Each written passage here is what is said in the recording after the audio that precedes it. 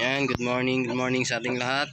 Dito naman tayo sa ating munting backyard. So mag-update tayo sa ating mga alagang manok. So yun guys, yung ating 3 months old na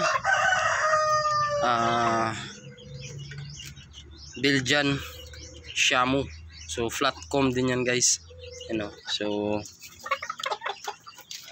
pini-free range ko lang dito sa munting backyard kasi nga medyo namamaki yung kanyang paapag, nasa kulungan lang. Ayan. So and then yung ating Shamu Jutaku. Yan guys, malapit ng mangitlog. So kakatapos lang nating magpakain. So yan, busog na busog. Yan guys, malapit ng mangitlog. Yan yung tunog niya. Yan. So hinahayaan lang natin dito sa labas. Yan. Yan yung ating native. So ito yung kumukupa sa kanya o nagbe-breed. Yan guys, ang ating Belgian flat.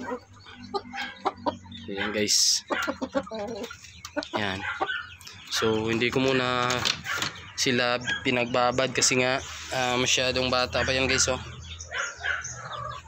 6 months old, going 6 months old pa lang. So baka ma-stress lang to yung ating hen na to kasi panay habol niya.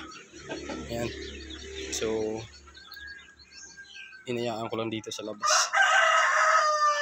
Ang ganda ng katawan niyan guys. Tapos may tahid.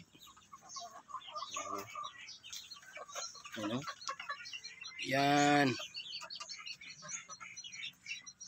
Yung ating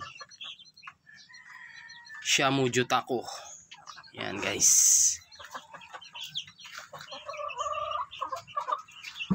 Yan, kumakakakak na siya. Yan. So yan lang muna guys yung update dito sa ating munting backyard. So malapit na rin yung mapisa yung ating naglilimlim na native dyan. Bali mga September 12 may papisa, may bagong papisa na tayo guys. So abangan nyo kung ilang piraso sa 14 yung mapipisa. Ayan. Ang ganda ng katawan,